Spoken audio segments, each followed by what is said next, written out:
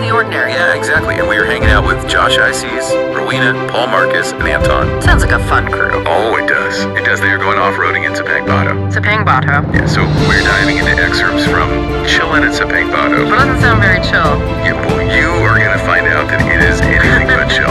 We're talking about rough terrain, gorgeous views, and these mysterious volcanic boulders. Volcanic boulders. Okay, now those sound pretty interesting. They do, right? Yeah, I'm intrigued. So what's fascinating about these boulders is they hint at a fiery past.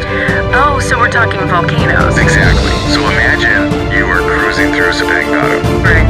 And it's not just like any old rocks.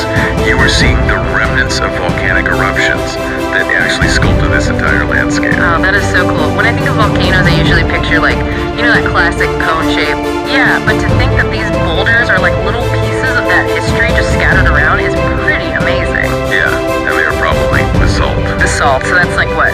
That dark gray rock. Yeah, it's a super tough volcanic rock that's formed from cooled lava, and it's actually used in a lot of construction. Oh, that's right. I've seen it used in old buildings like churches. Yes, exactly. Not only churches, though, even some of the walls of Intramuros in Manila. Get out!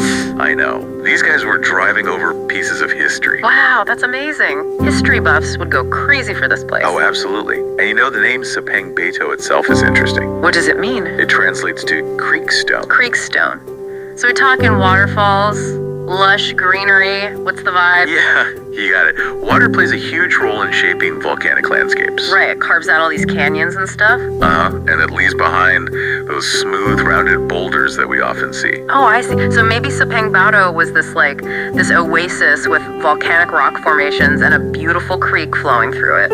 Yeah, exactly. I can totally picture it. That's awesome. It makes this off-roading adventure even more epic. Right. It's more than just off-roading. It's like this journey through time, geology, and friendship. Speaking of friendship, it sounds like this trip really forged some strong bonds between these 6 friends. Totally.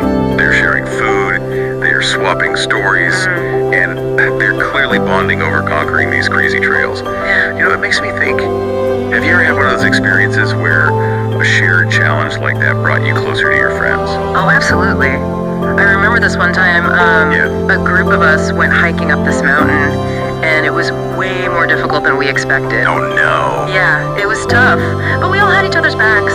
You know, we were encouraging each other, sharing water and snacks, and just laughing at how unprepared we were. And at the end of it, we were exhausted, but we felt so much closer as friends. That's awesome. It really is amazing how those tough moments can become the stories we cherish most. I totally agree. It's like the harder the challenge, the stronger the bond becomes. And Sapang Bato sounds like the perfect backdrop for that. So it's not just an off-roading trip. It's a journey through time, geology, and friendship. I love that. It makes me think, what are some places that hold that kind of significance for you? Places